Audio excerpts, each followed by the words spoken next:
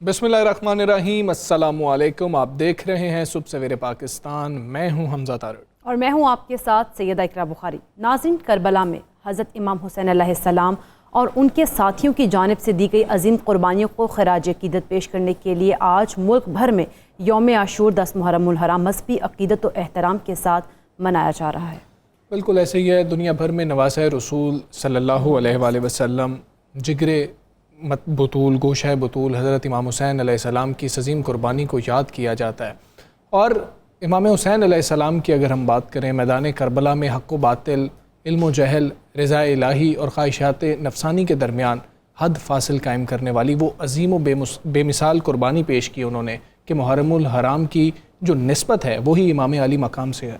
बिल्कुल ऐसे ही हज़रत इमाम हुसैन अलैहिस्सलाम की ज़ात अक़दस और उनका मकसद शहादत इतना बुलंद है कि ज़रूरी नहीं हर जहन उन फ़ज़ाइल, मरातब और राह खुदा में इस बेमिसाल कुर्बानी का अहाता कर सके जो ख़ानदान नबूवत ने मैदान करबला में पेश की थी। यौम आशूर जहाँ इमाम अली मकाम और उनके अज़ीम रफ़क़ा को भरपूर खराज अक़ीदत पेश करने का दिन है, वहीं ये दिन हमें इस बात का भी एहसास दिलाता है कि हम वाक़या करबला की असल रूह और पैगाम को दिली तौर पर समझें और हज़रत इमाम हुसैन अलैहिस्सलाम की जानिब से इसार कुर्बानी की लाज़वाल जो मिसाल है उस पर हकीकी मानों में अमल पैरा होने के लिए अपने अज़्म का इयादा करें। आज मुल्क भर में यौम आशूर इंतहाई अक़ीदत व एहतराम से मनाया जा रहा है। जुलूस व मजालिस का सिलसिला भी जारी है, मगर कोरोना की चौथी लहर भी है जिसकी वजह से हमें SOPs पर अमल करना है। ये इंतहाई ज़रूरी है। बिल्कुल बहुत ज़रूरी है। जुलूस और मजालिस में समाजी फासले को हमें बरकरार रखना है। मास्क और सैनिटाइजर्स का इस्तेमाल जो है वो भी लाजमी करना है, क्योंकि भारतीय डेल्टा वेरिएंट की वजह से कोरोना केसेस में मुसलसल इजाफा देखा जा रहा है और जिससे अस्पतालों पर भी दबाव हम देख रहे हैं कि बढ़ रहा है। आलमी वबा की जो चौथी लहर है इसमें अक्सर मरीज़ डेल्टा वेरिएंट के हैं। और पंजाब हुकूमत की अगर बात करें तो 4 बड़े शहरों में बंद मज़ारात SOPs के तहत खोलने और 16 से 18 साल तक की उम्र के तलबा को वैक्सीन लगाने के लिए NCOC से इजाज़त भी तलब करने का पंजाब ने फैसला किया। बिल्कुल ऐसे वज़ीर से पंजाब डॉक्टर यास्मीन राशिद की ज़ेर सदारत इजलास में बताया गया है कि NCOC की गाइडलाइंस के तहत लाहौर, रावलपिंडी, फैसलाबाद और मुल्तान में महकमा औकाफ के ज़ेर इंतज़ाम 189 मज़ारात बंद थे। वज़ीर से पंजाब यास्मीन राशिद ने यह भी कहा कि अस्पतालों में दाखिल जो 88% मरीज़ हैं वो ऐसे हैं जिन्होंने वैक्सीन लगवाई ही नहीं थी। हाँ, और जिससे यही बात समझ लग रही है, जाहिर हो रही है कि वैक्सीन कोरोना के खिलाफ मौसर है। जबकि खैबर पख्तूनख्वा की अगर हम बात कर लें, कोरोना में मुसलसल इजाफे के मरीजों से इंतहाई निगहदाश्त यूनिट्स में भी अब बेड्स भरने लगे हैं, जिसके बाद सूबे के 5 शहरों में नई पाबंदियों का ऐलान भी कर दिया गया है। इसी हवाले से हम बात कर लेते हैं। पार्लिमानी सेक्रेटरी हेल्थ नौशीन हामिद साहब हमारे साथ मौजूद हैं। अस्सलाम वालेकुम, गुड मॉर्निंग। नौशीन साहिबा, पंजाब में एक्टिव कोरोना केसेस की तादाद 22,000 तक पहुँच गई है। जिस तरह से केसेस बढ़ रहे हैं, इन पर काबू पाने के लिए कौन कौन से फौरी इक़दाम उठाने की तजावीज़ सामने आई हैं? देखिए जी, पंजाब हमारे सबसे बड़ा सूबा है और इसकी आबादी भी तकरीबन बाकी मुल्क के मुकाबले में 60% है। तो यहाँ पर आबादी के तनासुब से केसेस ज़ाहिर है कि ज़्यादा ही हैं और इनको ज़ाहिर है कि फौरी तौर पे कंट्रोल करने के लिए जो हुकूमती इक़दाम हैं उसके अंदर स्मार्ट लॉकडाउन है। और जिस तरह से अभी हमारा मुहर्रमुल हराम के मुतबरक दिन है, इसके लिए जो मजालिस हैं और जो जुलूस हैं उनके लिए SOPs इशू किए गए हैं कि उसके मुताबिक वो किया जाए। और जो पंजाब के 4 बड़े शहर हैं वहाँ पर 31 अगस्त तक जो है वो ख़ास तौर पे पाबंदियाँ जो हैं वो सख्त की गई हैं, जिसके अंदर मार्केट्स जो हैं उनको जल्दी बंद किया जाएगा, इंडोर डाइनिंग बंद कर दी गई है, शादी हॉल्स के ऊपर पाबंदी लगाई गई है। तो इसी तरह के दीगर इक़दाम हैं कि हर वो जिस जगह पे पब्लिक गैदरिंग को अवॉइड किया जा सके वो तमाम इक़दाम किए गए हैं ताकि कम से कम लोग जो हैं वो एक जगह पे इकट्ठे हों। और अगर इकट्ठा होना पड़ता है तो SOPs जो हैं उनके ऊपर सख्ती से अमल करना। डॉक्टर साहब, ये भी बताइएगा, पाकिस्तान की अगर बात करें तो वैक्सीन और कोरोना के हवाले से तहकीक किस लेवल तक पहुँच चुकी है? देखिए जी, वो तहकीक हमारे पास जो है इस वक्त पूरी दुनिया में जितनी भी रिसर्चेस हो रही हैं वैक्सीन से रिलेटेड और उसके असरात कोरोना के, वो तमाम जो हैं वो यहाँ पाकिस्तान में जो है उनको बहुत क्लोजली मॉनिटर किया जाता है। हमारी जो टेक्निकल एक्सपर्ट कमेटी है वो दुनिया की लेटेस्ट रिसर्च जो है उसको वो बड़ा क्लोजली और विजिलेंटली उसको मॉनिटर करती है और दुनिया में जो भी पेशरफ्त होती है उसके बारे में यहाँ पर हम लोग अपडेटेड रहते हैं। फिलहाल ये कि आजकल बात जो दुनिया में हो रही है कि कोविड वैक्सीन की तीसरी बूस्टर डोज को उसको भी स्टडी किया जा रहा है और उसके ऊपर ये غور و فکر ہو رہا ہے کہ ہم میں بھی اگر کسی سٹیج کے اوپر ضرورت پڑتی ہے تو بوسٹر ڈوز جو ہے وہ پاکستان میں بھی استعمال کی جائے. اس کے لیے نادرا کا جو فارم ہے جس میں ایک تیسرا خانہ تیسری ڈوز کا ویکسینیشن سرٹیفکیٹ میں وہ بھی بنایا جا رہا ہے. تو اور اس کے علاوہ جتنی ریسرچز ہو رہی ہیں کہ کون سی ویکسین کس کے لیے افیکٹو ہے, کون سی کس قسم کے لوگوں کے لیے, بوڑھوں کے لیے کون سی افیکٹو ہے, جو امیونو کمپرومائزڈ ہیں یا جو کڈنی ڈیزیز کے پیشنٹس ہیں, جو لیور ڈیزیز کے پیشنٹس ہیں, ان کے لیے کون سی سوٹیبل ہے, ینگر ایج کے لیے کون سی سوٹیبل ہے, جو ہماری پریگننٹ مائیں جو ہیں ان کے لیے کون سی سوٹیبل ہے. تو یہ جتنی بھی ریسرچز دنیا میں ہو رہی ہیں وہ پاکستان میں ان کو اسٹڈی بھی کیا جا رہا ہے اور ان کو اپلائی بھی کیا جا رہا ہے. نوشین وزیر صاحب پنجاب یاسمین راشد بتاتی ہیں کہ اسپتالوں میں داخل 88% جو مریض ہیں وہ ایسے ہیں جنہوں نے ویکسین لگوائی نہیں تھی. تو عوام کو ویکسین لگوانے کے لیے قائل کرنا کے لیے ابھی حکام کو کتنا مشکل, مطلب یہ ٹاسک کتنا مشکل کیوں لگ رہا ہے, ابھی تک کیوں نہیں قائل کر سکے عوام کو؟ دیکھیے جی یہ ویکسین چونکہ دنیا میں پہلی دفعہ انٹروڈیوس ہوئی تھی اور لوگوں کا اس ویکسین کے اوپر کانفیڈنس نہیں تھا. لوگوں کو ایک شک تھا کہ شاید یہ ویکسین جو ہے اس سے ہمیں کوئی کسی قسم کا نقصان نہ ہو جائے, اور اس کے بارے میں بہت سارا ہم نے دیکھا ہے کہ سوشل میڈیا پہ اور ہر جگہ پہ نیگیٹو پروپیگنڈا بھی ہوتا رہا ہے, جس کی وجہ سے لوگ جو تھے وہ ہیزیٹنٹ تھے اس کو لگوانے میں. ایون شروع میں دیکھتی ہوں کہ ہمارے ڈاکٹرز اور جو ہیلتھ کیئر ورکرز تھے جو کہ ڈائریکٹلی میڈیکل کی فیلڈ سے ریلیٹڈ تھے وہ لوگ بھی ہیزیٹنٹ تھے اس کو لگوانے میں. مگر جیسے جیسے وقت گزرتا گیا اور لوگوں نے جب دیکھا کہ جن لوگوں نے ویکسین لگوائی ہے ان کے اوپر اس کا کوئی کسی قسم کا مضر اثر نہیں نظر آیا, کوئی اس کے نقصان دہ اثرات ہمارے سامنے نہیں آئے, تو لوگوں کا کانفیڈنس بلڈ ہوا ہے, جس کی وجہ سے آج آپ دیکھتے ہیں کہ ایک دن میں ہم 11 لاکھ سے بھی زیادہ لوگوں کو ڈوزز لگا رہے ہیں اور لوگ آ رہے ہیں. ویکسینیشن سینٹرز کے اوپر رش بھی موجود ہے اور بالکل اب ایک ٹرینڈ چینج ہوا ہے. اس کے علاوہ حکومت نے کنونس کرنے کے لیے ڈور ٹو ڈور کیمپین بھی شروع کی ہے کہ ہماری موبائل وینس جو ہیں وہ اب یو سی کے لیول پہ گلی محلوں کے اندر وہ جاتی ہیں, وہاں مسجد سے اعلانات کروائے جاتے ہیں اور وہاں پر لوگوں کے گھروں میں ان کو اب یہ ویکسین لگ رہی ہے. تو اس سے بھی کافی فرق پڑا ہے کہ لوگ کنونس ہوئے ہیں. جب ان کے گھروں تک چلی جاتی ہے, بہت سے لوگ سینٹرز پہ آنے کو تیار نہیں ہوتے تھے, مگر جب ان کے گھروں پر جاتی ہے تو پھر لوگ اس کے لیے تیار ہو جاتے ہیں اور پھر وہ لگوا بھی رہے ہیں. تو ڈیفینیٹلی فرق آیا ہے کہ کہاں تو ہم کچھ ہزار دن کی لگاتے تھے بمشکل, اور اب ہم لاکھوں کا ٹارگیٹ جو ہے وہ اچیو کر رہے ہیں. اور اس وقت پاکستان میں تقریباً 4.5 کروڑ کے قریب لوگ جو ہیں ان کو اتنی ڈوزز جو ہیں وہ لگ چکی ہیں. تو اس سے یہ نظر آ رہا ہے کہ اب آہستہ آہستہ لوگ آ رہے ہیں. اور جہاں تک ڈاکٹر یاسمین راشد کی بات ہے وہ بالکل درست ہے. یہ ڈیٹا سے اور سائنٹیفکلی پروو ہوا ہے کہ جو لوگ ویکسین لگوا لیتے ہیں اور خاص طور پہ جن کی 2 ڈوزز مکمل ہو گئی ہوتی ہیں ان لوگوں کو سیریس بیماری کا خطرہ جو ہے وہ بہت کم ہو جاتا ہے اور ہاسپٹلائزیشن کی اور سیویئر سمٹمز جو ہیں ان میں نہیں ہوتے ہیں. تو اسی لیے اس وقت زیادہ تر لوگ جو ہاسپٹلائز ہوئے ہوئے ہیں اور جو سیریس ہوئے ہوئے ہیں وہ لوگ ہیں جنہوں نے بالکل ویکسین کی 2 ڈوزز یا 1 ڈوز بھی نہیں لگوائی بھی. تو اس لیے ویکسین جو ہے وہ پروٹیکشن ضرور دیتی ہے. اول تو آپ کو کووڈ ہوتا نہیں ہے اور اگر آپ کو ہو جائے تو پھر آپ کی بیماری سیریس نہیں ہوتی ہے. ڈاکٹر صاحب, پنجاب میں 16 سے 18 سال تک کی عمر کے طلباء کو ویکسین لگانے کے لیے NCOC سے اجازت لینے کا فیصلہ بھی کیا گیا ہے. کیا پاکستان میں ویکسین کی مناسب ڈوزز موجود ہیں؟ کیونکہ پہلے رپورٹس یہ آ رہی تھی کہ مخصوص ویکسینز کی دوسری ڈوز ابھی تک عوام کے لیے ایک بڑی تعداد جو ہے وہ ان کو نہیں لگ سکی ہے. تو ہمارے پاس اتنی ڈوزز ہیں اور اس پر کیا فیصلہ متوقع ہے؟ دیکھیں جی, ویکسین میں سمجھتی ہوں کہ اس وقت ہر قسم کی ویکسین جو ہے وہ پاکستان میں موجود ہے. پچھلے دنوں سائنو فارم سائنو ویک کی بڑی کنسائنمنٹس پاکستان پہنچی تھیں. آنے والے دنوں میں فائزر 10 ملین ڈوزز جو ہیں وہ پاکستان پہنچنے والی ہیں. موڈرنا کی ایک بڑی کھیپ ہمارے پاس پہنچی تھی. جس وقت ویکسین لگائی جاتی ہے اس وقت ہماری طرف سے NCOC کی طرف سے یہ ہدایات جاری کی جاتی ہیں کہ آپ لوگوں نے 2nd ڈوز کی پروویژن رکھنی ہے. یعنی ان کو جتنا اسٹاک دیا جاتا ہے ان کو ہدایات یہ ہوتی ہیں کہ آپ نے اتنے لوگوں کو ویکسین لگانی ہے جس کی 2nd ڈوز آپ کے پاس ریزرو میں موجود ہو. تو بالکل ہمارے پاس موجود ہوتی ہے اور ہے بھی.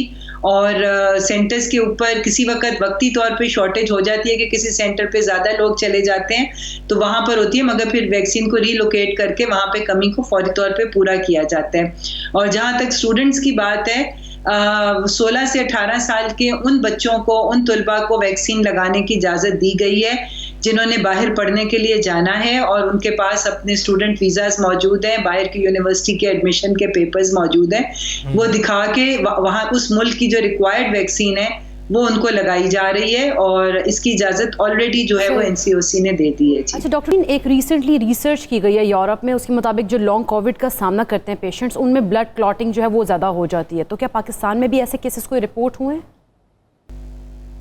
دیکھیں جی, یہ ابھی تک ہمارے پاس تو کوئی اس قسم کی کوئی ایسی رپورٹس نہیں آئی ہیں, حالانکہ پاکستان میں بھی جو ویکسین لگ رہی ہے اس کے ساتھ ایڈورس ایفیکٹس رپورٹنگ میکنزم جو ہے وہ ہمارا بڑا اسٹرانگ موجود ہے, اور اگر کسی قسم کا بھی سائیڈ افیکٹ اگر کسی پیشنٹ کو فیل ہوتا ہے تو اس کے پاس وہ نمبر موجود ہے, وہ ہیلپ لائن موجود ہے, وہ اس کے اوپر فوری طور پہ جو ہے وہ رپورٹ کر سکتا ہے, اور لوگوں کو اگر کسی قسم کا کوئی سائیڈ افیکٹ اگر محسوس ہو رہا ہے تو وہ اس کی رپورٹ کر بھی رہے ہیں. مگر میں نہیں سمجھتی کہ ہمارے پاس ابھی اس قسم کا کوئی کلینکل ڈیٹا آیا ہے جس سے ہمیں یہ پتا چلے کہ اس قسم کی کوئی کمپلیکیشن ہو رہی ہے, اور دنیا میں بھی جو یہ کمپلیکیشنز ہو رہی ہیں یہ بھی ابھی انڈر اسٹڈی ہیں, اس کے بارے میں کوئی واضح ثبوت ابھی ہمارے پاس موجود نہیں ہے, کیونکہ ہو سکتا ہے کہ وہ پیشنٹ جن میں یہ پرابلم ہوئی ہو ان کے پاس پہلے سے کوئی انڈر لائن ڈیزیز ہو, کوئی بلڈ کی ایبنارمیلٹی, بلڈ ڈس آرڈر کوئی ان کا ہو جو کہ اب سامنے آیا ہو, کیونکہ کئی بلڈ ڈس آرڈرز ایسے ہوتے ہیں جو کہ بندے کو خود بھی نہیں پتا ہوتا مگر وہ کسی وقت بھی زندگی میں سامنے آ سکتے ہیں. اس لیے ابھی تک ہمارے پاس کوئی ایسا واضح ثبوت پاکستان میں موجود نہیں ہے کہ اگر کوئی اسپیسیفک پرابلم ہے تو وہ کسی اسپیسیفک ویکسین کی وجہ سے ہوئی ہے, وہ کوئی انڈر لائن ڈیزیز یا کوئی اور وجہ بھی اس کی ہو سکتی ہے. ابھی اس قسم کا کوئی پاکستان میں ایویڈنس موجود نہیں ہے. اچھا ٹھیک ہے, ابھی ہم جس رفتار سے لوگوں کو ویکسینیٹ کر رہے ہیں, اب گورنمنٹ کیا امید کر رہی ہے, پاکستان کب تک ہرڈ امیونٹی حاصل کر لے گا؟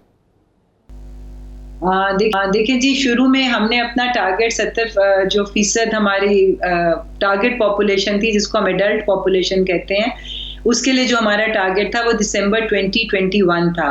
ہمارا ارادہ یہ تھا کہ ہم انشاءاللہ تعالیٰ اس سال کے آخر تک اپنی 7 کروڑ عوام کو جو ہے وہ ویکسینیٹ کر لیں گے, مگر جس طریقے سے آپ نے دیکھا ہے کہ ویکسینیشن کی سپیڈ جو ہے وہ بڑھ گئی ہے, اور پہلا جو ہمارا 1 کروڑ تھا اس کو ہمیں اچیو کرنے میں 113 دن لگے تھے, دوسرا کروڑ جو تھا وہ 28 دنوں میں مکمل ہوا تھا, تیسرا کروڑ 16 دن میں, اور چوتھا کروڑ جو ہے وہ صرف 9 دنوں میں, جو آخری کروڑ تھا 4 کروڑ والا وہ 9 دنوں میں مکمل ہو گیا تھا. تو ان ریزلٹس کو دیکھتے ہوئے حکومت نے اپنا ٹارگیٹ کو دوبارہ ریسیٹ کیا ہے, اور ہم یہ سمجھتے ہیں کہ اب ہم 8 کروڑ عوام جو ہے وہ ہم دسمبر 2021 تک اس کو ہم ویکسینیٹ کر لیں گے. تو انشاءاللہ تعالیٰ جس طرح سے سپیڈ بڑھی ہوئی, اور اس وقت ہمارے جو 3000 موبائل یونٹس جو پھر رہے ہیں اس سے بہت زیادہ فرق پڑا ہے. جتنی ویکسینیشن ہو رہی ہے اس میں 25 سے 30% جو ہے وہ تقریباً یہ موبائل یونٹس کی وجہ سے ہو رہی ہے. تو حکومت نے ہر طرح سے اقدامات اٹھائے ہیں کہ ہم اس کو جتنا تیز سے تیز کر سکیں, اور اس میں اللہ تعالیٰ نے کامیابی بھی دی ہے, اس کو مزید بھی تیز کیا جائے گا.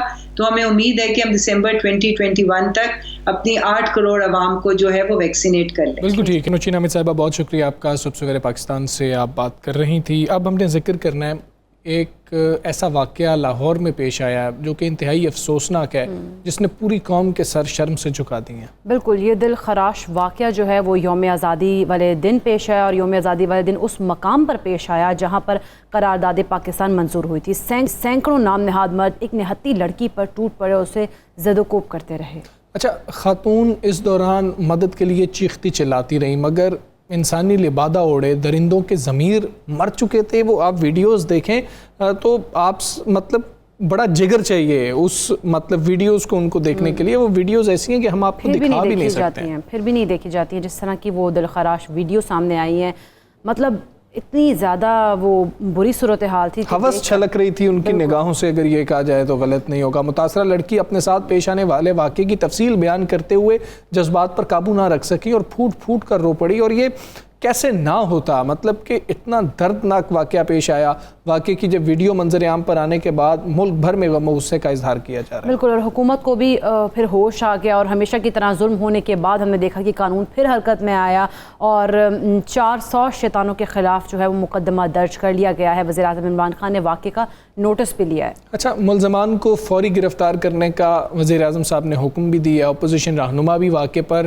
جو ہے بہت غم و غصے کا اظہار کر رہے ہیں اور ملزمان کے خلاف سخت کارروائی کا مطالبہ بھی کر رہے ہیں۔ ڈی آئی جی انویسٹیگیشن کا یہ کہنا ہے کہ C C T V, social media پر جو ویڈیوز ہیں اس سے شناخت کی جا رہی ہے، بہت جلد ملزمان تک پہنچ جائیں گے۔ لیکن حمزہ، سوال تو یہاں پر یہ ہے کہ ہم بحیثیت قوم کس طرف جا رہے ہیں؟ کب تک ایسے واقعات جو ہیں وہ ہوتے رہیں گے اور ہم کب تک افسوس اور صرف مذمت کرتے رہیں گے ایسے واقعات؟ اچھا، یہی ہوتا ہے، ہم پھر کسی نئے سانحے کے ہونے تک جو ہے نا آنکھیں اپنی بند کر لیتے ہیں اور بیٹھے رہتے ہیں۔ اب وقت یہ مطلب پھر ہم اعتراض کر رہے ہوتے ہیں کئی چیزوں کے اوپر کہ یہ آواز کیوں اٹھائی جا رہی ہے خواتین کی جانب سے۔ آپ دیکھیں کہ جب ہمارا قانون ہی وقت پر حرکت میں نہیں آئے گا، وہ خاتون بتا رہی ہیں اپنے انٹرویو کے اندر کہ جی ہم فون کر رہے ہیں، ہم نے 15 پر کال کی ہے لیکن ہماری مدد کے لیے کوئی نہیں آیا، 2.5 سے 3 گھنٹے کا وقت بتایا جا رہا ہے۔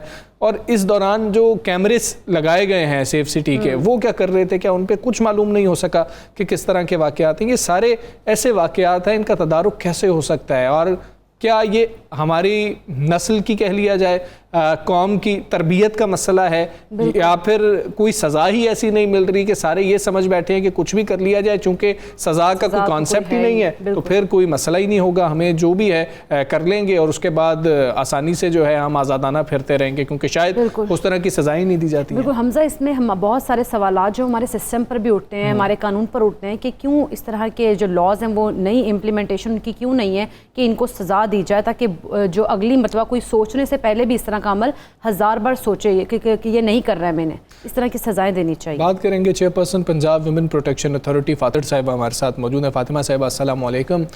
گریٹر اقبال پارک میں جو واقعہ ہوا اس کی جتنی مذمت کی جائے وہ کم ہے، لیکن ہم لوگ تو مذمت کر سکتے ہیں، حکومت کا کام صرف مذمت کرنا نہیں ہے۔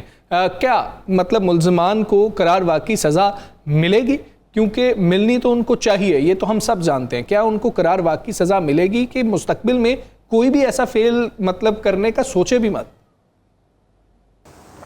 جیسا کہ آپ نے بات کی، گریٹر اقبال پارک میں جو واقعہ پیش آیا ہے اس کی بینگ اے چیئر پرسن اور پاکستان کی بیٹی ہونے کے ناطے میں اس کی شدید مذمت کرتی ہوں۔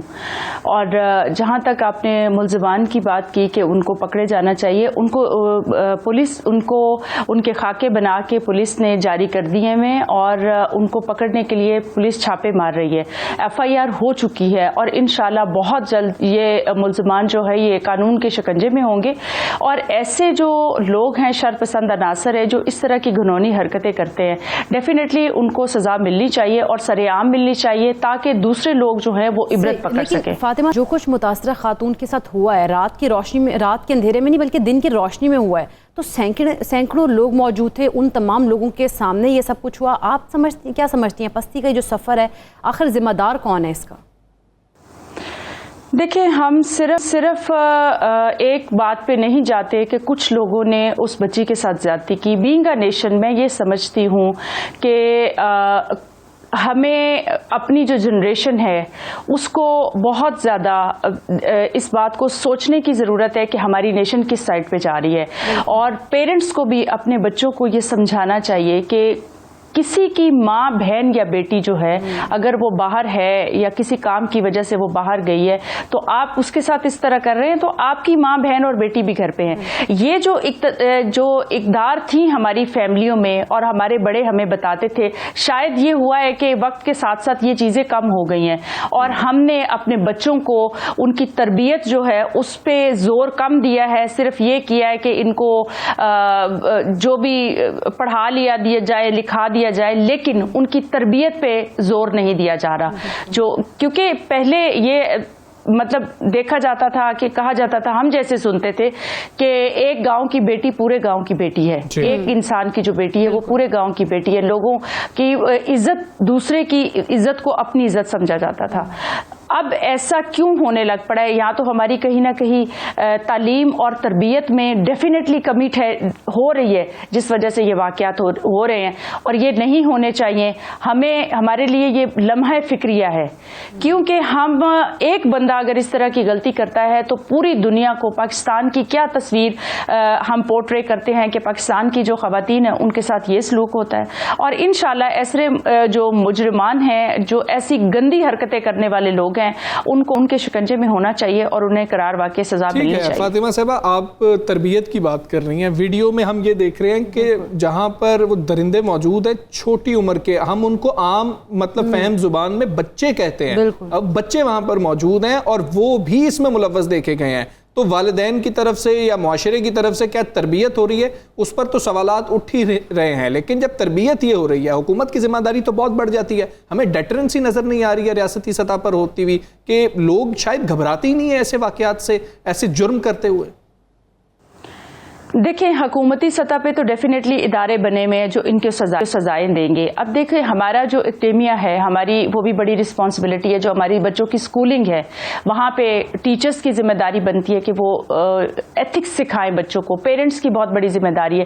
دوسرا یہ کہ جو جہاں پہ یہ موبائل آ گیا ہے، پیرنٹس اپنا باپ اپنا فون استعمال کر رہے ہیں، ماں اپنا کر رہی ہے، بچے اپنے کر رہے ہیں. اس کی بجائے اپنے بچوں کے ساتھ بیٹھے، ان کے ساتھ ٹائم سپینڈ کریں، انہیں بتائیں اچھا کیا ہے، برا کیا ہے، آپ کو کیا کرنا چاہیے، کیا نہیں کرنا چاہیے. اس نیشن کی بلڈنگ ہم نے کرنی ہے. اگر ہم اس کی بلڈنگ نہیں کریں گے اور ہم یہ چاہیں گے یہ ہماری رسپانسبلٹی نہیں ہے، تو اس کا مطلب ہے پھر ہم معاشرے میں ایسے ہی بچے ہماری سوسائٹی میں دیکھنے میں آئیں گے جو نہ کسی کی ماں کی عزت کریں گے، نہ کسی کی بہن کی عزت کریں گے. تو یہ انڈیویجول میری یا آپ کی ذمہ داری نہیں ہے، یہ ہم سب کی being a society, parents, academia, media, سب کی ذمہ داری بنتی ہے کہ ہم اگر چاہتے ہیں کہ ہماری نیشن جو ہے وہ صحیح راستے پہ صحیح طریقے سے چلے تو اس کی تربیت اپنی اپنی جگہ پہ ہمیں حصہ ڈالنا ہوگا، ان کی تربیت کرنی ہوگی تاکہ اس طرح کے نیکسٹ ٹائم اس طرح کے انسیڈنٹ ہمیں فیس نہ کرنے پڑیں. یہ جس طرح آپ نے بھی کہا ہے کہ یہ ہم سب کی ذمہ داری ہے، لیکن کیا آپ کی متاثرہ خاتون سے اس پر بات چیت ہوئی، آپ نے ان سے رابطہ کیا، اور ویمن پروٹیکشن اتھارٹی پنجاب کی جانب سے متاثرہ خاتون کو کیس میں کیا مدد فراہم کی جائے گی؟ اس بارے بھی تھوڑا بتا دیجیے گا. اور کیونکہ بطور chairperson women protection authority Punjab آپ اس کیس کو کس طرح سے ہینڈل کر رہی ہیں، دیکھ رہی ہیں؟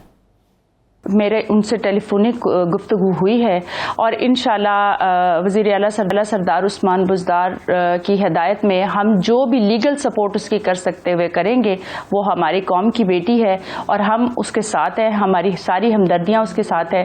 پنجاب وومن پروٹیکشن اتھارٹی اس کیس کو خود دیکھ رہی ہے اور پولیس کے ساتھ بھی مل کے ہم مجرمان کو پکڑنے کے لیے بھی پولیس بہت زیادہ اسٹرگل کر رہی ہے اور ویری سون ہم ان کو پکڑ بھی لیں گے اور انشاءاللہ ہم بچی کو انصاف دلائیں گے اور ہم اس کے ساتھ کھڑے ہیں. فاطمہ سے کیسے دعویٰ کریں گی مطلب بطور chairperson women protection authority Punjab کے اس کیس کو مثال بنایا جائے گا تاکہ آنے والے وقت میں کوئی بھی بچی، کوئی لڑکی، کوئی عورت گھر سے نکلتے ہوئے ڈر اور خوف میں مبتلا نہیں ہوگی؟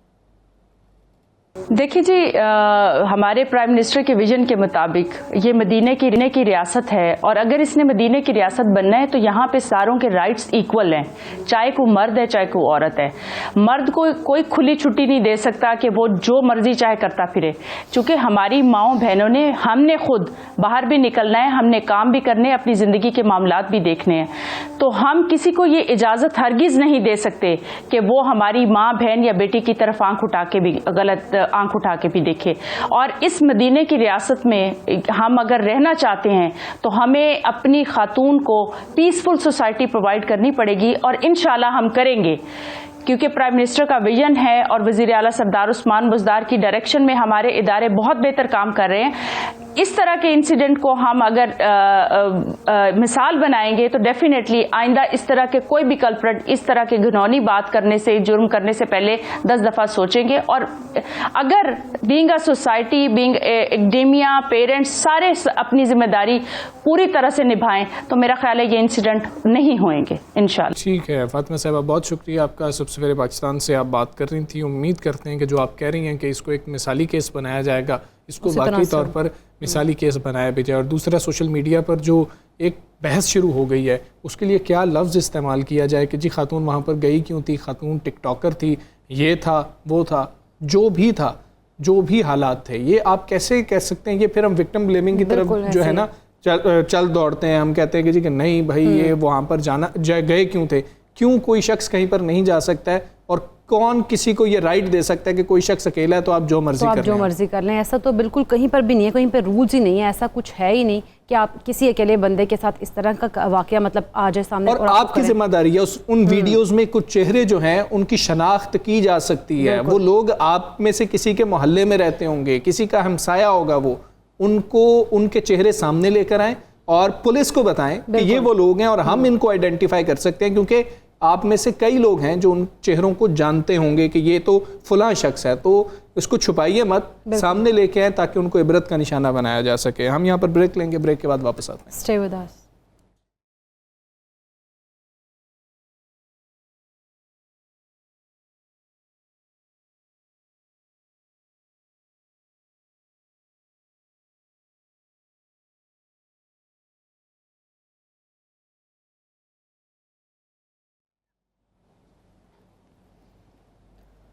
ویلکم بیک ٹو صبح سویرے پاکستان. ناظرین، بات کریں گے افغانستان کے معاملے کی. تو افغانستان کا کنٹرول جو ہے سنبھالنے کے بعد طالبان نے حکومت سازی کی جانب قدم بڑھا دیے. حقانی نیٹ ورک کے اہم رہنما انس حقانی کی سربراہی میں طالبان کے وفد نے سابق چیف ایگزیکٹو عبداللہ اور سابق صدر حامد کرزئی سے اہم ملاقاتیں کی ہیں. ہاں جی، ملاقات کے دوران افغانستان کی جو موجودہ صورتحال ہے اور عبوری حکومت کے قیام پر تبادلہ خیال کیا گیا. انس حقانی نے سربراہ حزب اسلامی گلبدین حکمتیار سے بھی ملاقات کی ہے، جبکہ دوسری جانب متحدہ عرب امارات نے اب یہ تصدیق کر دی ہے، جو کہ بہت اہم خبر ہے، کہ افغانستان کے صدر اشرف غنی ان کے مہمان ہیں. انہیں اہل خانہ سمیت انسانی ہمدردی کی بنیاد پر ہمارا میں خوش آمدید کہا گیا. بالکل. ادھر پاکستانی حکومت کی اگر بات کریں تو افغانستان کی تیزی سے بدلتی جو صورتحال ہے اس پر گہری نظر رکھے ہوئے ہے. اور وفاقی وزیر داخلہ شیخ رشید نے بھارتی میڈیا کی خبروں کی تردید کی ہے اور کہا ہے کہ پاکستان میں کوئی افغان مہاجر نہیں آ رہا ہے. اچھا، انہوں نے یہ بھی کہا کہ دنیا نے ہمیں قربانی کا بکرا بنانے کی کوشش کی، لیکن دنیا جو ہے وہ ناکام رہی ہے. وہ اسلام آباد میں پریس کانفرنس کر رہے تھے، انہوں نے کہا کہ ہر کرپٹ آدمی کی سرشت میں ہے کہ وہ ملک سے بھاگ جاتا ہے. عمران خان نے اشرف غنی کو سمجھانے کی کوشش کی تھی، لیکن ان کے ذہن میں فطور تھا. شیخ رشید صاحب نے کیا کہا، آپ کو وہ سنا دیتے ہیں. دیکھیں، طالبان کی حکومت تسلیم کرنا یا نہ کرنا یہ عمران خان کا فیصلہ ہے اور وزارت خارجہ کا فیصلہ ہے. 2 دن کے اندر تمام پاکستانیوں کو فورن آفس کے تعاون کے ساتھ منسٹری آف انٹیریئر پاکستان لانے میں ہمارا مکمل ہو جائے گا یہ مشن. پاکستان نے امریکن اور طالبان کو ٹیبل پر لانے کے لیے بڑا کلیدی کردار ادا کیا، ایک ٹیبل پر لانے کے لیے.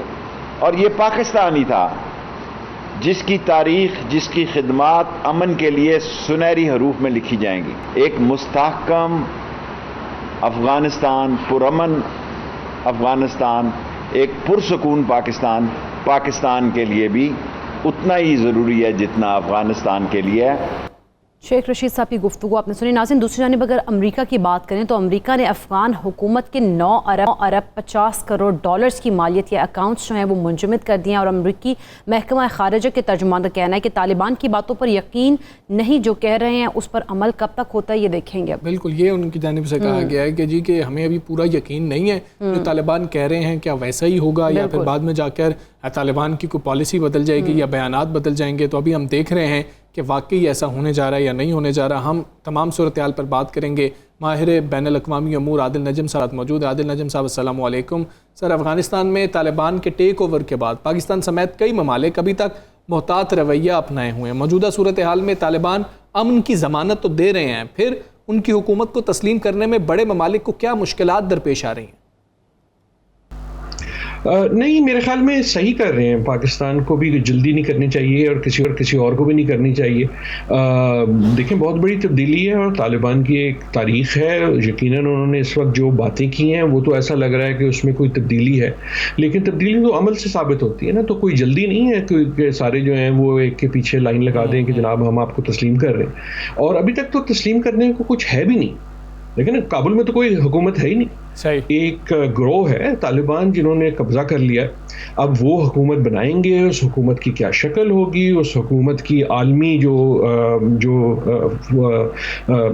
سسٹم ہے اس کے ساتھ کیا حیثیت ہوگی, ان کے کیا کارکردگی ہوگی, اس کے بیسس پہ تمام دنیا کو اور پاکستان کو بھی. تو میرے خیال میں کوئی جلدی نہیں کرنی چاہیے, اور بلکہ جلدی کرنا جو ہے وہ بہت نقصان کی بات ہوگی.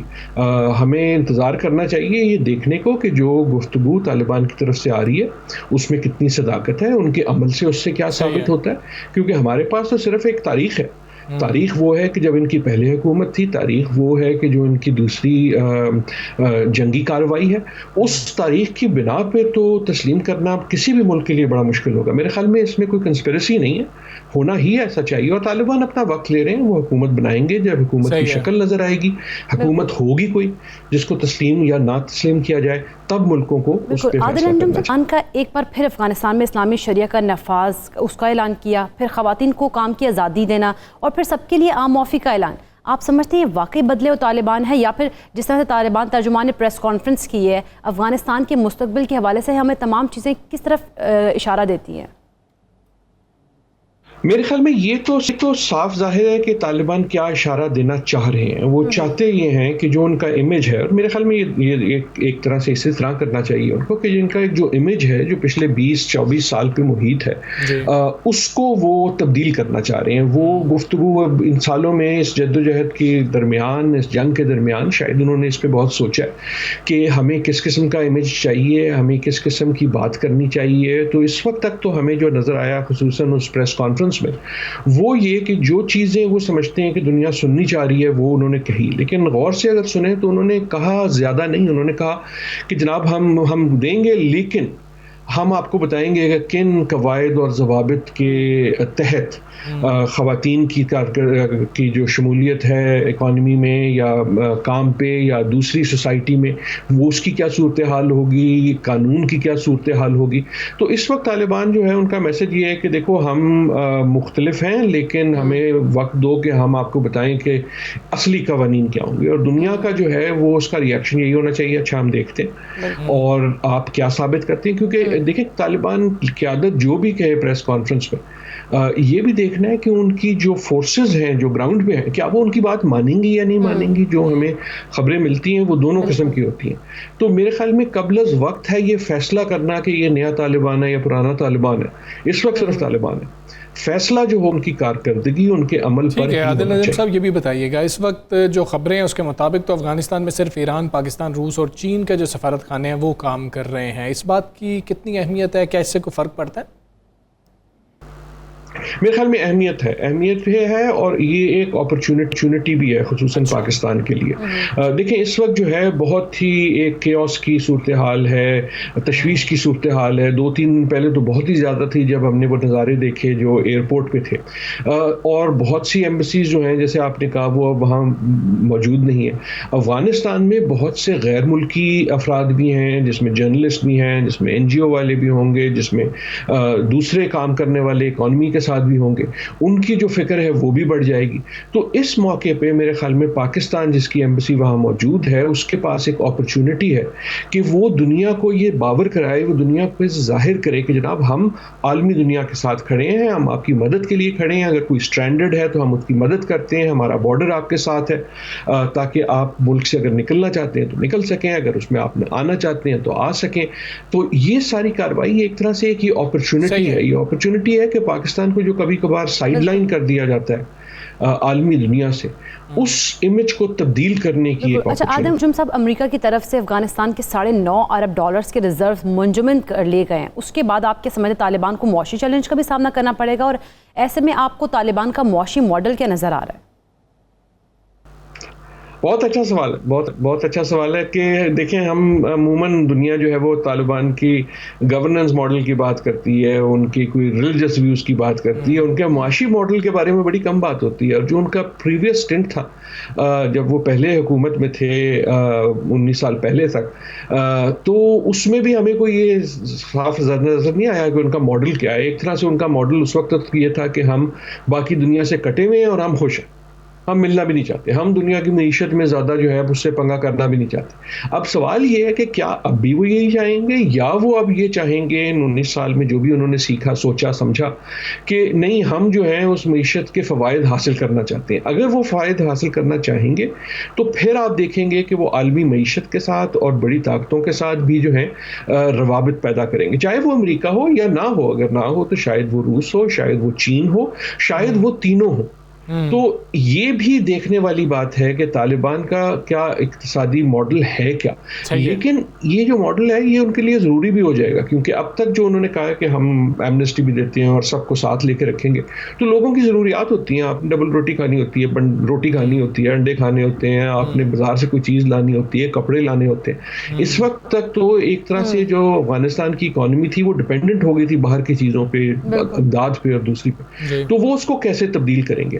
لیکن میرا نہیں خیال کہ امریکہ کے پاس کوئی بہت بڑا لیوریج ہے کہ کیونکہ انہوں نے وہ فریز کر دیا تو طالبان ایک دم کہیں گے یس سر. ایسا نہیں ہوگا, کیونکہ طالبان کے لیے ابھی تک بھی ان چیزوں کی اتنی اہمیت نہیں ہے جتنی ایک اسٹیبلشڈ اکانومی کی ہوتی ہے. عادل نجم صاحب یہ بھی بتائیے گا, اشرف غنی کے اچانک فرار ہو جانے, پھر عرب ممالک کی اس پہ خاموشی, پھر امارات کی جانب سے یہ کہہ دینا کہ ہم نے انسانی ہمدردی کی بنیاد پر جو ہے ان کو آنے کی اجازت دی ہے, اس کے پیچھے آپ کو کیا حکمت عملی نظر آ رہی ہے؟ اور پھر اہم چیز یہ بھی ہے کہ خطے میں یہ کہا جا رہا ہے کہ بھارت اور امریکہ کا جو کردار ہے وہ محدود ہو رہا ہے, یا پھر آپ سمجھتے ہیں کہ معاملہ کچھ اور ہے, اندرون خانہ کوئی کھچڑی بھی پک رہی ہے؟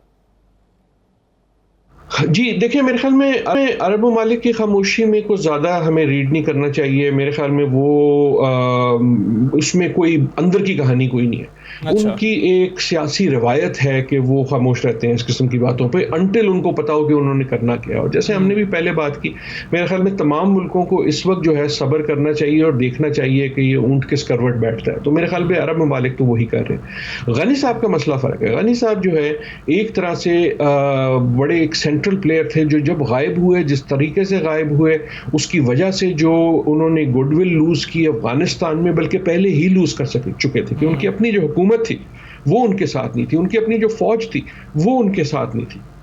تو ان کا اس انداز میں غائب ہو جانا جو ہے وہ میرے خیال میں افغانستان کی تاریخ میں ایک بہت بڑا ایک یاد رکھا جائے گا, اور نیگیٹو طریقے سے یاد رکھا جائے گا. اور ایک طرح سے غنی صاحب کی اب لیگیسی جو ہے, جو کچھ انہوں نے کیا یا نہیں کیا اپنی حکومت میں, لیکن جو چیز یاد رکھی جائے گی وہ ان کے افغانستان سے نکلنے کا یا بھاگنے کا جو طریقہ واردات تھا وہ ہے. جہاں تک کھچڑی کی بات ہے, میرا اپنا یہ خیال ہے کھچڑی چٹی کوئی نہیں پکڑی, اور خصوصاً امریکہ میں نہیں پکڑی. امریکہ اس وقت جو ہے وہ بنترایا ہوا ہے, اس کی اپنی سیاست کے بہت مسئلے ہیں. اس وقت وہ خود شوق میں ہے, سکتے میں ہے, سوگ میں ہے, کیونکہ اس کو یہ نہیں سمجھ آ رہا کہ یہ ہوا کیا ہے. ہوا کا یہ مطلب نہیں ہے کہ طالبان کیوں آ گئے, یہ تو ہر ایک کو پتا تھا کہ اینڈ گیم جو ہے وہ یہی ہوگی. ایک طرح سے امریکہ نے ہی دوحہ میں ان سے بات کی, تو یہ ظاہر تھا, لیکن یہ ظاہر نہیں تھا کہ اتنی تیزی سے ہوگا, یہ ظاہر نہیں تھا کہ کس طرح ہوگا, یہ ظاہر نہیں تھا کہ جو 19 سال کی انویسٹمنٹ ہے, چاہے وہ پیسے کی ہو, چاہے وہ فوج کی ہو, چاہے وہ ٹریننگ کی ہو, چاہے وہ نظریے کی ہو, وہ ایک دم ٹھا کر کے گر جائے گی. تو امریکہ کا وہ سکتا ہے. اور میرے خیال میں یہ جو کئی بار لوگ کہتے ہیں کہ یار اندر کی بات جو ہے نا بڑی کمپلیکس ہے اور یہ بہت ہی لمبی چال ہے, میرے خیال میں اس وقت جو ہے وہ امریکہ ایسا, یہ وہ امریکہ نہیں ہے جو لمبی چالیں سوچ بھی سکے. کھیلنے کی بات تو دور تک ہے, خصوصاً افغانستان کے سلسلے میں. کچھ عرصے بعد جیسے امریکہ سوچے گا, اس کو یقیناً یہ سوچنا ہوگا کہ ہمارا افغانستان میں کیا پالیسی ہوگی, ہم کس طرح وہاں موجود رہیں کسی نہ کسی طریقے سے, کیونکہ چین بھی ہے اور روس بھی ہے.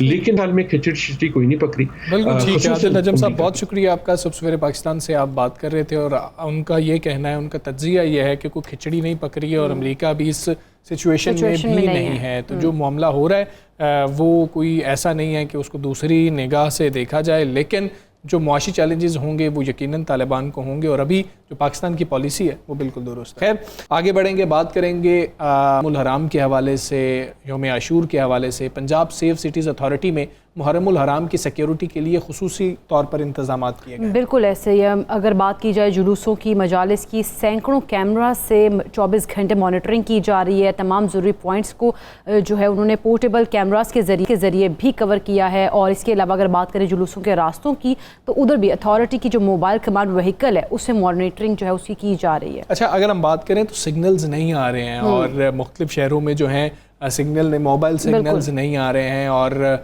वो भी सिक्योरिटी के पेश नज़र बंद किए गए हैं। हम सबको मालूम है 9-10 मुहर्रम को ये फ़ैसला किया जाता है और यही फ़ैसला किया गया है, तो सिग्नल्स नहीं आ रहे हैं और उस हवाले से भी ये सिक्योरिटी की पर्पस की वजह से जो है ये किया गया। और पुलिस समेत कानून नाफिज करने वाले जो दूसरे इदारे हैं उनके नुमाइंदे भी सेफ सिटी में इस वक्त ड्यूटी पर मौजूद हैं। तो इसी सारी सूरत हाल पर कि क्या इंतज़ामात किए जा रहे हैं, किस तरह से सूरत हाल को मॉनिटर किया जा रहा है, क्या एक प्लान मुरतब किया गया है और कहाँ कितने जो अहलकार हैं वो इस वक्त ड्यूटी दे रहे हैं, हम बात करेंगे। Chief operating officer Punjab safe cities authority Mohammad Kamran Khan साहब इस वक्त हमारे साथ मौजूद हैं। कामरान खान साहब अस्सलाम वालेकुम, गुड मॉर्निंग। मुहर्रमुल हराम के दौरान सेफ सिटी अथॉरिटी ने सिक्योरिटी के लिए क्या खुसूसी इक़दाम किए हैं वो ज़रा शेयर कर दीजिएगा प्लीज़। जी, हमने लाहौर पुलिस के साथ मिलकर मुहर्रम को शुरू होने से पहले ही इंतजामात का जायजा लेना शुरू कर दिया था और मिलजुल के उसमें लाहौर पुलिस के साथ ये देखा गया कि कहाँ पे लाहौर पुलिस इंतजामात कर रही है और उसको कैसे सेफ सिटी के कैमरों के साथ सपोर्ट दी जा सकती है। इस सिलसिले में हमारी मीटिंग्स भी हुई लाहौर पुलिस के साथ और लाहौर पुलिस के साथ रूट्स के जहाँ पे अहम प्रोसेशंस लाहौर में मुहर्रम के निकलते हैं उनका सर्वे भी किया गया और कैमरों के जरिए भी देखा गया यहाँ से बैठ के जॉइंटली कि कहाँ पे हमारा क्या क्या व्यू आ रहा है, क्या रूट के ऊपर इरिटेंट्स हैं जो वक्त से पहले रिमूव करवाने की ज़रूरत है। जैसे कहीं पे कोई कंस्ट्रक्शन का काम हो रहा था तो काम बंद करा के उसका जो मलबा है वो उठाने की ज़रूरत है। कुछ वेस्ट मैनेजमेंट की चीज़ें पड़ी हुई हैं तो वो उसमें ज़रूरत है। कहीं सड़क टूटी हुई है, कहीं पानी खड़ा हुआ है, ड्रेनेज का इशू है। ये सारे इशूज़ यहाँ बैठ के जॉइंटली देखे गए और ये रूट्स के ऊपर से इरिटेंट्स को जो है क्लियर करवाया गया।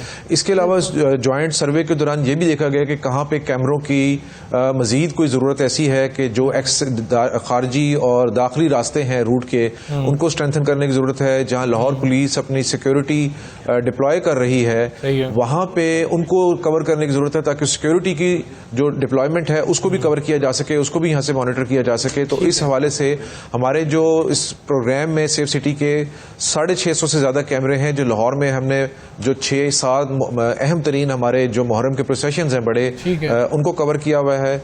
और उसके अलावा जब इस जॉइंट सर्वे में लाहौर पुलिस के साथ किया तो इसमें 41 कैमरे मजीद लाहौर पुलिस की डिमांड थी कि ये पॉइंट्स हमें मजीद कवरेज चाहिए इन पे, तो 41 मजीद कैमरे लगा के हमने दिए हैं। तो तकरीबन ये 700 के करीब कैमरे बन जाते हैं जो इस वक्त लाहौर के तमाम अहम प्रोसेशंस खुसूस आज 10 मुहर्रम के प्रोसेशंस को कवर सर, अगर बात कीजिए मुहर्रमुल हराम की और इन खास जो दिन यकम मुहर्रम से लेकर 10 मुहर्रम तक और ख़ास तौर पर आज यानी कि यौम अशूर के हवाले से पुलिस कम्युनिकेशन अफसरान इस सिलसिले में ड्यूटी सर अंजाम दे रहे हैं, तो उनका इन दिनों में सिक्योरिटी के लिए कितना अहम किरदार होगा?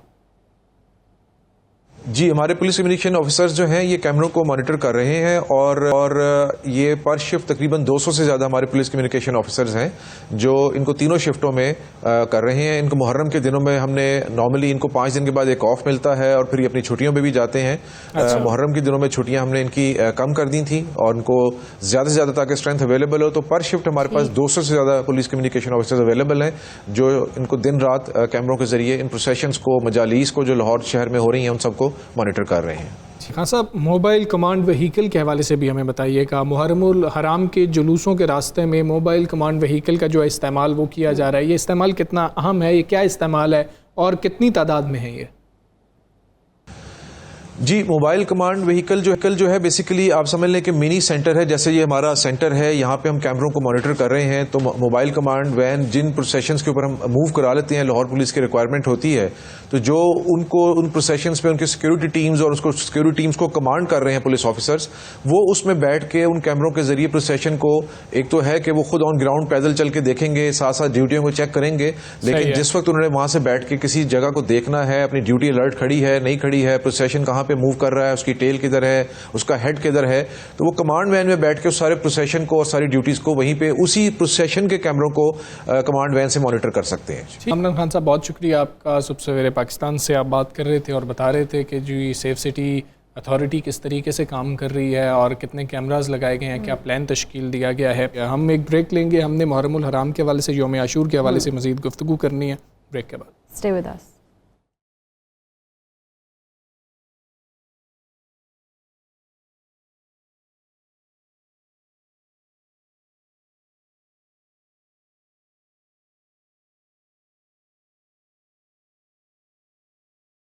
जिस तरह से हम आज बात करें 10 मुहर्रमुल हराम की, तो आज 10 मुहर्रमुल हराम है और वाक़या करबला की अगर बात करें तो दिल खराश दास्तान अपने इख्तिताम की जानिब گامزن ہے۔ ہزاروں نفوس پر مشتمل شامی فوج کے مقابلے میں سپہ سالار کربلا سیدنا امام حسین علیہ السلام کے جانثار ساتھیوں کی مختصر سی جماعت ہے۔ اچھا، بے سر و سامانی کا یہ عالم تھا کہ کچھ افراد کے پاس سواری تھی، باقی پیدل تھے، دوسری جانب شامی فوج میں حملے کی تیاری عروج پر تھی۔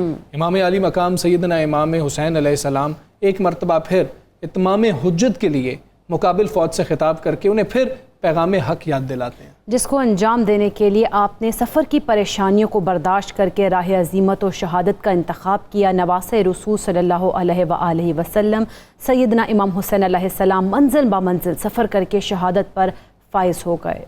واقعہ کربلا پکار کر کہہ رہا ہے کہ ہر ظلم و جبر کا اعلانیہ مقابلہ کرو اور کسی ایسی اطاعت اور وفاداری کی بیعت نہ کرو جو احکامات خداوندی کے خلاف ہو۔ ہم نے یوم عاشور کے حوالے سے بات کرنی ہے، واقعہ کربلا ہمیں کیا درس دیتا ہے، آج کے روز کیا عبادات کرنی چاہیے، بات کریں گے۔ ہمارے ساتھ معروف مذہب مفتی فاروق القادری صاحب موجود ہیں۔ مفتی صاحب السلام علیکم، گڈ مارننگ۔ مفتی صاحب، امام حسین علیہ السلام کی شخصیت اور امت میں ان کی اہمیت کیا ہے؟ سب سے پہلے تو اس پہلو پر روشنی ڈالیے گا۔ بسم اللہ الرحمن الرحیم۔ بہت اہم سوال ہے آپ کا، اس کو سمجھنا بہت ضروری ہے تاکہ ہم اہل بیت اعظام کی لازوال قربانیوں کو بھی سمجھ سکیں اور ان کا مکمل فہم اور ادراک کر سکیں۔ حضرت امام حسین سلام اللہ علیہ خدا کے رازوں میں سے ایک راز ہے۔ آپ کی شخصیت کو تمام تر زاویوں سے سمجھنا انسانی عقل کے بس کی بات ہی نہیں ہے۔ علامہ اقبال نے آپ کی شخصیت کی اہمیت کو بڑے خوبصورت لفظوں میں اس امت کے سامنے رکھا ہے۔ آپ نے فرمایا، درمیان امت آنکھ کیواں جناب، ہم چوں حرف کل هو اللہ در کتاب۔ امام حسین کی اہمیت اس امت میں اس طرح ہے جیسے قرآن مجید میں سورہ اخلاص قل هو اللہ احد والی سورت کی اہمیت ہے۔ آپ جانتے ہیں کہ یہ سورت قرآن مجید میں کتنی اہم ہے، کیونکہ اسے سورہ توحید بھی کہتے ہیں۔ اس مختصر سی سورت میں ان گنت اسرار اور راز پنہاں ہیں۔ اسی طرح امام حسین کی شخصیت ایک ایسا راز ہے جس راز کے اندر بہت سارے اسرار اور راز ہیں اور گہرائیاں ہیں۔ علامہ نے ایک اور بات یوں کہی کہ اللہ اللہ بائے بسم اللہ پدر، اللہ اللہ بائے بسم اللہ پدر، معنی ذبح عظیم آمد پسر۔ کہ کیا شان ہے اس گھرانے کی کہ جو والد ہیں حضرت علی مرتضیٰ کرم اللہ تعالی وجہہ الکریم، وہ بسم اللہ کی با ہے، کیونکہ سارے قرآن مجید کا علم سورہ بقرہ میں، سورہ بقرہ کا علم سورہ فاتحہ میں، سورہ فاتحہ کا علم بسم اللہ الرحمن الرحیم میں، اور ساری بسم اللہ کا علم سمیٹ دیا گیا ہے بسم اللہ کی با میں۔ اور حضرت مولا علی کرم اللہ وجہہ الکریم فرماتے ہیں وہ با میں ہوں۔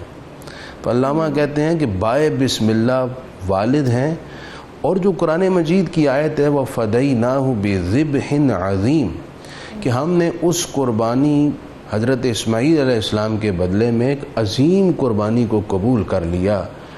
وہ ذبح عظیم، عظیم ترین قربانی حضرت امام حسین علیہ السلام ہے، کیونکہ حضرت اسماعیل علیہ السلام کے گلے پر چھری نہ چلی، جنت میں سے ایک دمبا آ گیا۔ دمبا تو وہ عظیم قربانی جناب اسماعیل علیہ السلام کا متبادل نہیں ہو سکتا، اس لیے امت کے اہل نظر نے کہا کہ وَفَدَيْنَاهُ بِذِبْحٍ عظیم میں عظیم قربانی کا مصداق، اس آیت کا مفہوم اور مضمون حضرت سیدنا امام حسین کی ذات والا ہے۔ حضرت امام حسین کی شخصیت اس لحاظ سے بھی بڑی اہم ہے کہ آپ اپنے سیرت اور کردار میں اپنے نانا جناب رسول اللہ کے پرتو عکس اور تصویر ہیں۔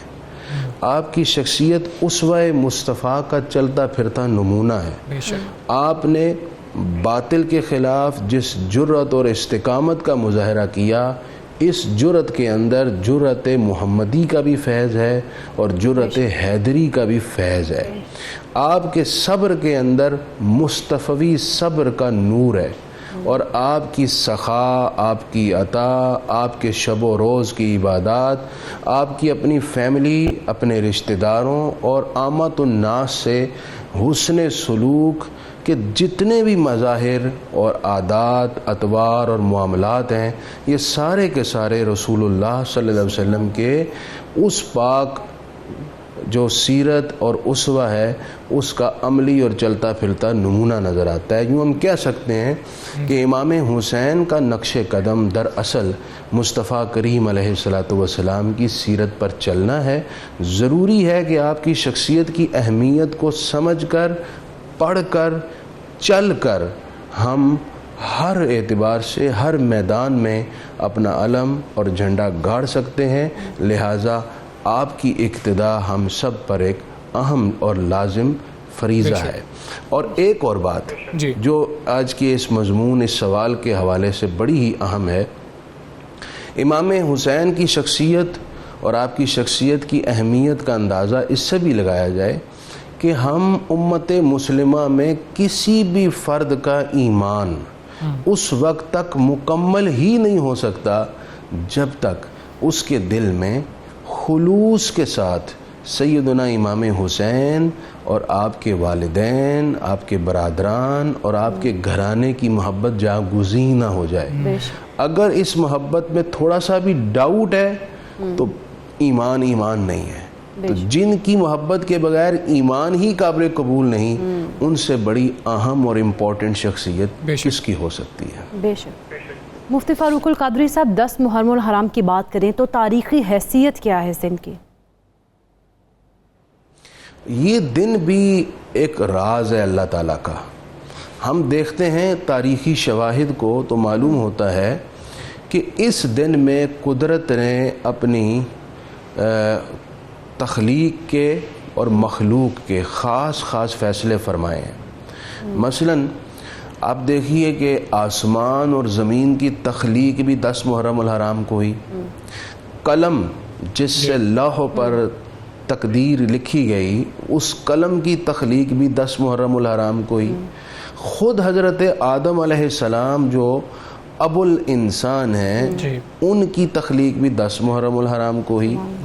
آگے چلیے، جتنے تاریخ کے اہم ترین واقعے ہیں، چاہے وہ حضرت نوح علیہ السلام کی کشتی کا طوفان سے نجات پا کر کوہ جودی پر لنگر انداز ہونا ہو، وہ بھی 10 محرم الحرام کو ہے۔ حضرت ابراہیم علیہ السلام کو جو لقب خلیل اللہ عطا ہوا وہ بھی 10 محرم الحرام کو ہوا، اور اسی 10 محرم الحرام کو آپ کے لیے آگ گلزار بنی۔ اسی 10 محرم الحرام کو جناب موسیٰ علیہ السلام اور آپ کی قوم کو فرعون جیسے ظالم سے نجات عطا ہوئی۔ اسی 10 محرم الحرام کو حضرت یونس علیہ السلام مچھلی کے پیٹ میں 40 دن رہنے کے بعد باہر تشریف لائے، اور اسی 10 محرم الحرام کو نواسہ رسول حضرت امام حسین نے احیاء اسلام کرتے ہوئے اپنا جان کا نذرانہ پیش کیا۔ تو یہ میں نے خلاصتاً مختصر پیش کیا ہے تاریخ اسلام کے اہم ترین واقعات، بلکہ تاریخ انسانیت کے اور تاریخ کائنات کے اہم ترین واقعات اس دن میں پنہا رکھے گئے ہیں۔ اب قدرت نے اس دن کو کیوں سلیکٹ کیا، اس راز کو تو اللہ جانتا ہے اور اہل نظر جانتے ہیں جن پر اللہ تعالیٰ نے اس کا انکشاف کیا ہے۔ بہرحال یہ دن بڑا ہی اہم ہے۔ خود نبی کریم علیہ السلام اس دن روزہ رکھتے اور آپ نے اپنی امت کو اس دن روزہ رکھنے کی تلقین فرمائی۔ ابن ماجہ میں یہ حدیث ہے، جس نے 10 محرم کو روزہ رکھا اس کے 1 سال قبل کے سارے گناہوں کو اللہ تعالیٰ معاف فرما دیتا ہے۔ بلکہ آپ نے اہل مدینہ کو دیکھا کہ وہ اس دن روزہ رکھتے تھے جو یہود تھے۔ پوچھا کیوں رکھتے ہو؟ کہا اس دن حضرت موسیٰ علیہ السلام کو اور آپ کی قوم کو فرعون سے نجات ملی تو اس شکرانے میں ہم نے رکھتے ہیں۔ تو نبی کریم علیہ السلام نے فرمایا نحن احق بموسیٰ منکم، ہم تم سے زیادہ موسیٰ علیہ السلام کے چاہنے والے ہیں، اور ہم یہ زیادہ استحقاق رکھتے ہیں کہ ہم اس بات کا شکر ادا کریں۔ لہٰذا مسلمانوں نے بھی روزہ رکھنا شروع کیا، اور ان سے مشابہت سے بچنے کے لیے آئندہ دن کا روزہ رکھنا بھی مسلمانوں نے اختیار فرمایا۔ تو یہ دن اہم دن ہے، اور آج کے دن کو صرف ہم نے اپنی گھریلو ایکٹیویٹیز میں ہی دن نہیں گزارنا، بلکہ ہم نے تاریخ اسلام کی سب سے بڑی قربانی جناب امام حسین کا کربلا میں اور آپ کے ساتھیوں کو شہید ہونا، اس پر غور کرنا ہے، اس سے حاصل ہونے والے سبق کو اپنی ذات پر اپلائی کرنا ہے۔ گویا کہ ہم کہہ سکتے ہیں آج کا دن تجدید عہد کا دن ہے، آج کا دن ان شہداء کی قربانیوں کے حوالے سے اپنی ذات کا جائزہ لینے کا دن ہے کہ ان کی قربانیوں کا جو ثمر تھا ہم نے اس کی حفاظت کی اور ہم نے اس راستے کو اختیار کیا، اور کہاں ہم نے کوتاہی کی ہم اپنی اکاؤنٹیبلٹی کریں، یہ دن ہمیں اس بات کی طرف متوجہ کرتا ہے۔ بالکل ٹھیک ہے مفتی صاحب، تاریخی حیثیت جو 10 محرم الحرام کی ہے وہ تو آپ نے بڑے جامع انداز میں بڑے مفصل طریقے سے بیان فرمائی ہے۔ 10 محرم الحرام کو کربلا میں، میدان کربلا میں کیا قیامت بپا ہوئی، اس پر بھی روشنی ڈالیے گا۔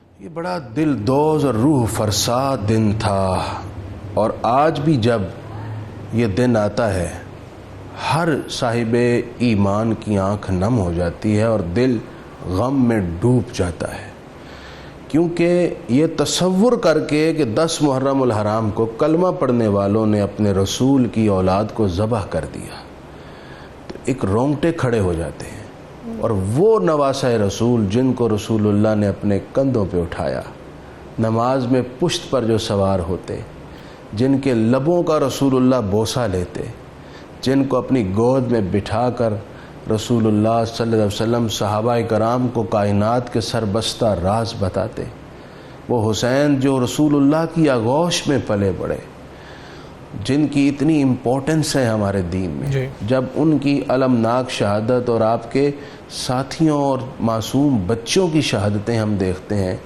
تو یہ پڑھ کر ہی ایک روح پر تکلیف ظاہر ہونا شروع ہو جاتی ہے۔ آج کا دن بڑا قیامت خیز تھا۔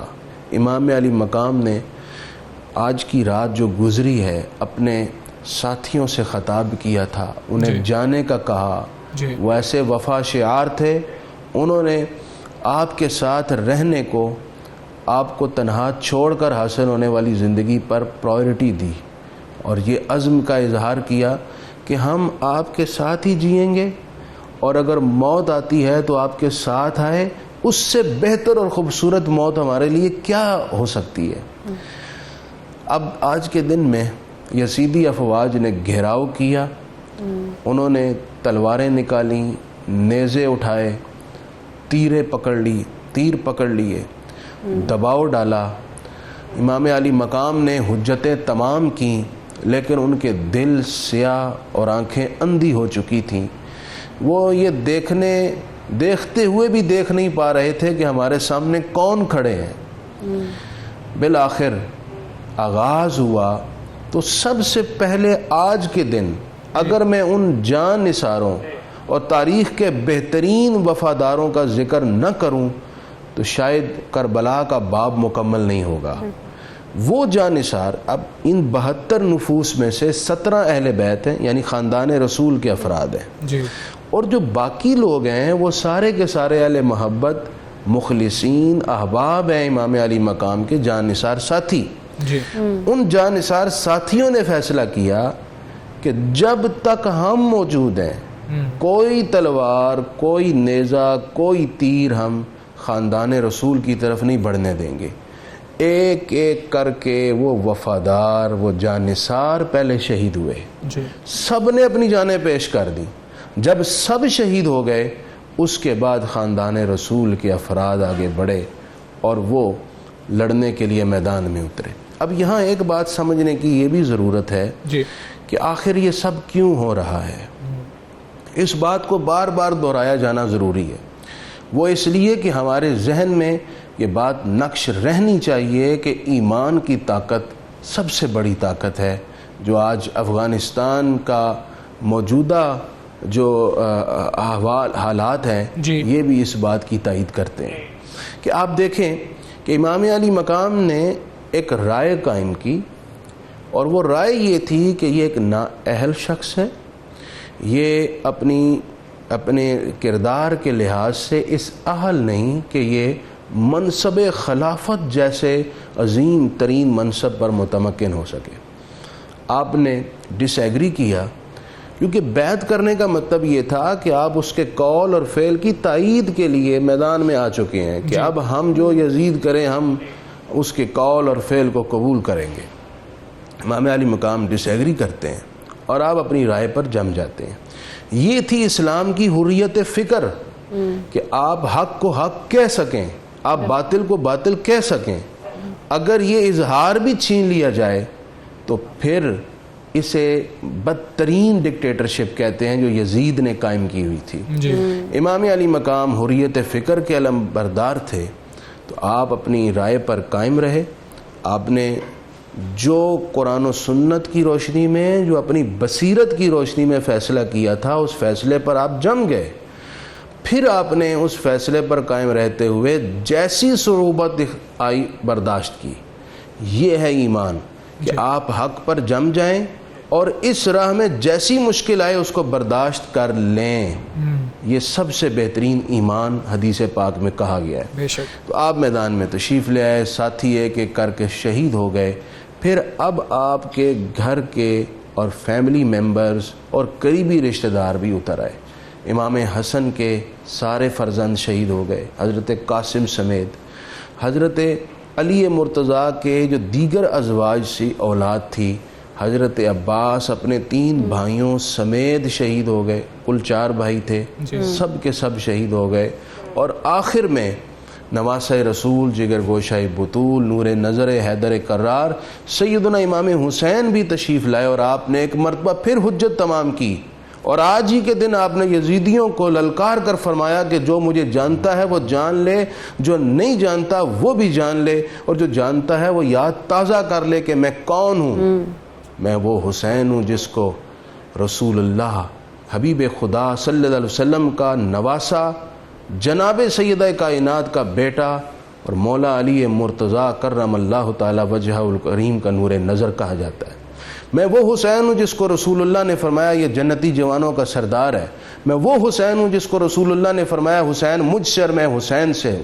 میں وہ حسین ہوں رسول اللہ صلی اللہ علیہ وسلم نے فرمایا ہے کہ جس نے اس سے محبت کی اس نے مجھ سے محبت کی، اور جس نے مجھ سے محبت کی اس نے خدا سے محبت کی۔ جس نے حسین کو اذیت دی اس نے مجھے اذیت دی، اور جس نے مجھے اذیت دی اس نے خدا کو اذیت دی۔ لوگو، تمہارے لیے میرا خون حلال نہیں ہے۔ اگر میرا خون حلال ہونا تمہارے لیے درست ہے تو مجھے اس کی کوئی ایک وجہ بتا دو۔ کیا مجھ سے قصاص لینے آئے ہو؟ سب خاموش تھے۔ کیا کوئی ایسا جرم ہے جس وجہ سے میرا خون تمہارے لیے مباح ہو؟ سب خاموش تھے، کسی سے جواب نہ بن پڑا۔ آپ نے کہا خدایا تیرا شکر ہے کہ میرا خون ان کے لیے حلال نہیں اور میں حق پر ہوں۔ پھر آپ نے اللہ سے دعا کیا ہے میرے مولا مجھے استقامت دینا۔ یہ سب کچھ سن کر بھی وہ لوگ جو بظاہر کلمہ پڑھتے تھے ان کے کان پر جون تک نہ ریگی، اور وہ لوگ حق کو سمجھنے سے پھر بھی اندھے رہے۔ انہوں نے آگے بڑھے، تلواریں چلائیں۔ امام علی مقام کے بازوؤں میں حیدری قوت تھی، رسول اللہ کی شجاعت کا فیض تھا۔ آپ نے ایک چکر میں 20 لوگوں کی لاشیں گرا دیں، ادھر چکر لگایا ادھر لگایا، ہر طرف لاشوں کے انبار ہیں۔ وہ سمجھ گئے کہ تلوار سے مقابلہ نہیں کیا جا سکتا۔ انہوں نے دور رہ کر تیر برسانا شروع کیے۔ رسول اللہ صلی اللہ علیہ وسلم کے سینے کے ساتھ جن کا سینہ مس ہوتا تھا، اس حسین کا سینہ تلواروں سے بھر گیا۔ نیزے پھینکے، فاطمہ کا چاند گہن میں آ گیا، خدا کی زمین خون سے رنگین ہو گئی، آسمان بھی اشک افشانی کرنے لگا، شمس و قمر بھی رونے لگے۔ کائنات کا ذرہ ذرہ یہ سب کچھ دیکھ کر حیرت میں گم تھا اور خون کے آنسو بہا رہا تھا۔ امام حسین نے آخری گھڑیوں میں، جمعے کا وقت تھا، اپنا سر زمین پر رکھا اور خدا کے حضور سجدہ ریز ہو گئے۔ اور اسی سجدے کی حالت میں آپ نے اپنے رب کریم کی بارگاہ میں وصل اختیار کیا اور حاضر بارگاہ خدا ہو گئے۔ یہ وہ قیامت خیز منظر ہے جس کو بیان کرنے کے لیے اس انداز سے جیسے یہ واقعہ پیش آیا ہے ہمارے پاس زبان بھی نہیں، ویسا مضبوط دل بھی نہیں. بس یہ خلاصہ ہے جو رکھا جاتا ہے، اور صرف سمجھنے کے لیے ہمارا مقصد اہل بیت اعظام کی مظلومیت بیان کرنا نہیں، ہمارا مقصد ان کی جرأت اور شجاعت کا بیان کرنا ہے. ہمارا مقصد ان کے صبر اور استقامت کو بیان کرنا ہے. انہوں نے حق کو حق سمجھا، سب کچھ لٹا دیا، لیکن حق پر کمپرومائز نہیں کیا. اس سے ہی کہا تھا کہ قتل حسین اصل میں مرگ یزید ہے. اسلام زندہ ہوتا ہے ہر کربلا کے بعد. یہ عجیب لڑائی تھی. مارنے والے مٹ گئے اور شہید ہونے والے ہمیشہ کے لیے زندہ ہیں.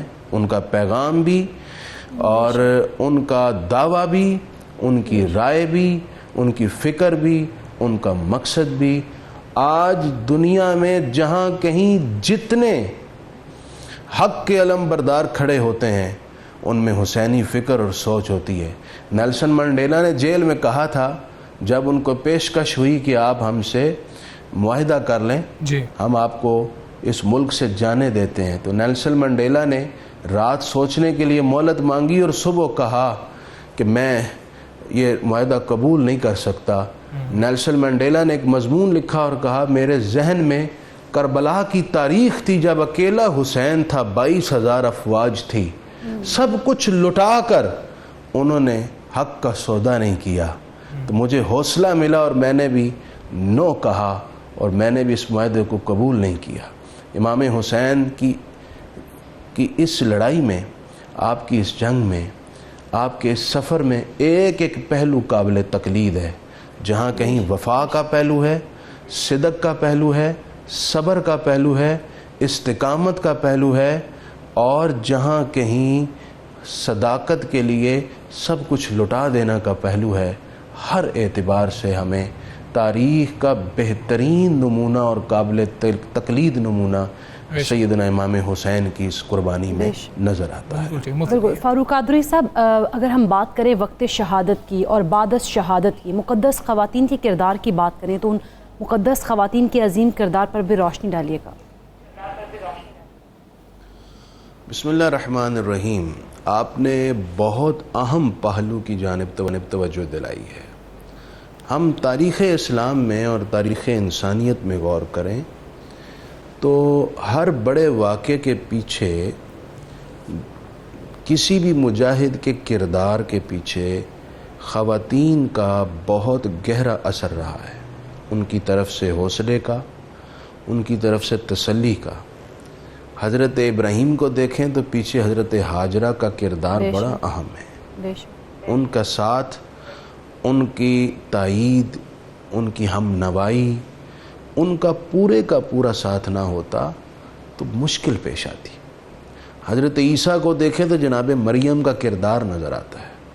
حضرت موسیٰ کو دیکھیں تو ان کی والدہ کا کردار نظر آتا ہے.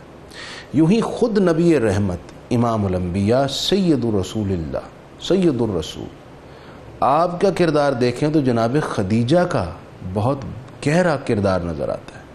یوں ہی سیدہ فاطمہ زہرا کا کردار، اور خود سیدنا امام حسین نے جو کربلا میں حق کو زندہ کیا، جو آزادی کا پرچم لہرایا اور جو لازوال قربانی پیش کی، اس کے پیچھے حضرت سیدہ زینب کا بہت گہرا کردار ہے. اسی وجہ سے یہ کہا گیا کہ حدیث عشق دو بابست، کربلا و دمشق، یک حسین رقم کر دو دیگر زینب. کہ عشق کے دو باب ہیں، ایک کربلا اور دوسرا دمشق. ایک حضرت امام حسین نے رقم کیا اور دوسرا حضرت سیدہ زینب نے رقم کیا. دیکھیں، عورت کے دل کا اور جو ممتا کی گہرائی ہوتی ہے یہ بڑی نازک اور حساس ہوتی ہے. عورت اپنے بیٹے کی، بھائی کی، فیملی کی تکلیف پر تڑپ جاتی. اس کی فطرت میں اللہ تعالیٰ نے یہ تڑپ رکھی ہے. یہ تڑپ نہ ہو کیونکہ یہ محبت کی بدولت ہے تو وہ اچھی اولاد کی صحیح پرورش نہ کر پائے، وہ اولاد کو اپنے سینے سے لگا کر پروان نہ چڑھا پائے. یہ اس لیے اس کی فطرت کا حصہ ہے.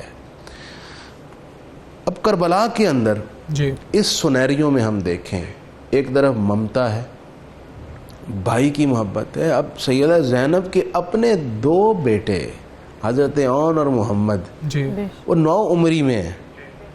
ان ظالموں نے تو بچوں کا بھی خیال نہ کیا. حضرت علی اصغر ہوں 6 ماہ کے، عون اور محمد ہوں، دیگر جو بچے ہیں جو نوجوان ہیں، جو جوانی کے قریب ہیں، کسی کا کوئی پرواہ نہ کی. ان پر ایک خون سوار تھا، انہوں نے خون کی ہولی کھیلنی تھی، سو وہ کھیل گئے اور اپنے آپ کو ہمیشہ لیے عبرت کا نشان بنا گئے اور مٹا کر چلے گئے. لیکن اب سیدہ زینب کے سامنے 2 بچے اپنے شہید ہو گئے، بھائی امام حسن کے بیٹے شہید ہو گئے، حضرت عباس کے بھائی جو سیدہ زینب کے بھائی ہیں وہ سارے شہید ہو گئے، خود امام حسین کے وہ بیٹے جن کو شبیہ رسول کہا جاتا ہے حضرت شہزادہ علی اکبر شہید ہو گئے. اور ایک شہادت ہوتی ہے کہ جیسے آج کل کسی کو گولی لگی وہ شہید ہو گیا، ایک شہادت یہ ہے کہ ہاتھ بھی کاٹ دیے جائیں، جسم کے اعضاء کاٹ دیے جائیں، پھر گلا بھی کاٹ دیا جائے، پھر جسموں کے اوپر پرواہ نہ کی جائے، گھوڑے بھی دوڑ رہے ہوں اور جسم، بس ایک میں کیا الفاظ کہوں، میرے زبان ساتھ نہیں دے رہی. اب آپ دیکھیں اپنے پیاروں کی، پیارے جسم کی ایسی کیفیت اور حالت کوئی تصور میں بھی لا سکتا ہے؟